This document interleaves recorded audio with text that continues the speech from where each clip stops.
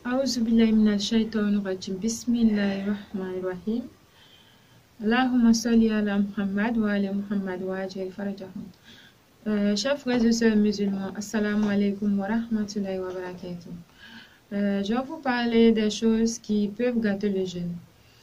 On va commencer donc par le fait de manger et boire. Donc, chers frères et sœurs, ce sont deux choses qui traversent la bouche.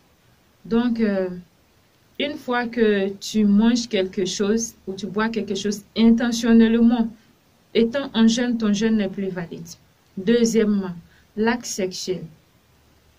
Une personne en jeûne ne doit pas, comment dirais-je, avoir des rapports sexuels.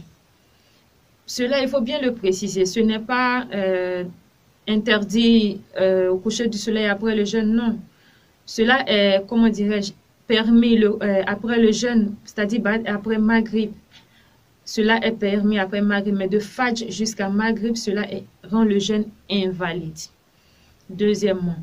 Troisièmement, l'onanisme. L'onanisme, c'est le français du douane. On appelle ça masturbation.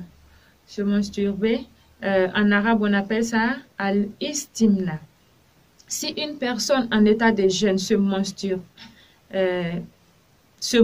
étant en jeûne, son jeûne n'est plus valide.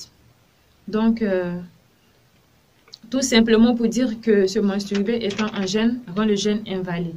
Quatrièmement, attribuer quelque chose de faux à Allah, au prophète ou aux Ahlul Bayt. C'est-à-dire, mentir sur eux en les attribuant quelque chose de faux. Si une personne étant en jeûne attribue intentionnellement quelque chose de faux à Allah, son prophète ou aux Ahlul Bayt, son jeûne n'est plus valide. Donc, chers frères et sœurs musulmans, faisons très attention à cela. Inch'Allah, que la paix d'Allah subhanahu wa ta'ala soit sur eux. Cinquièmement, laisser pénétrer la poussière jusqu'à la gorge. Le fait de laisser pénétrer la poussière jusqu'à la gorge rend le jeûne invalide. Cela rend le jeûne, comme dirais-je, parce que la poussière provient, ça peut venir de la farine ou de la poussière de la terre. Ça peut être licite et tout comme illicite. Donc, c'est des choses à éviter. La poussière, laisser traverser la poussière jusqu'à la gorge, cela rend le jeûne invalide. Sixièmement, plonger la tête dans l'eau ou se jeter dans la piscine pour nager. Cela aussi rend le jeûne invalide. Il faut noter qu'il y a certaines personnes qui disent que ça ne rompt pas le jeûne, d'autres aussi qui disent le contraire. Tout compte fait, toutefois, selon l'opinion juridique de la plus vraie semblable, ce acte est très détestable. Donc, l'éviter serait mieux. Inch'Allah, ses frères et sœurs. On va passer à, comment dirais-je, rester en état d'impurité.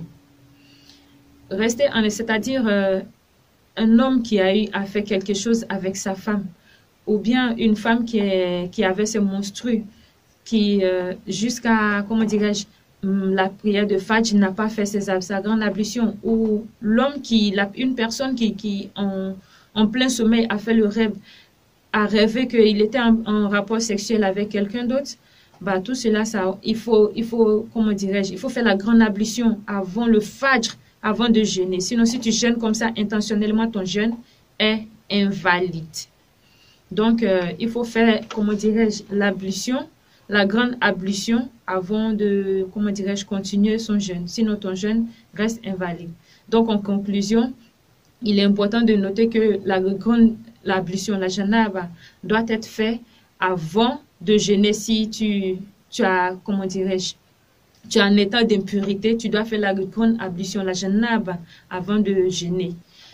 Huitièmement, il y a aussi le vomissement. Si une personne vomit intentionnellement, c'est-à-dire qu'une personne fait exprès pour vomir, même s'il a fait parce qu'il est malade ou bien a un malaise, comment dirais-je, la personne, son jeûne n'est plus valide.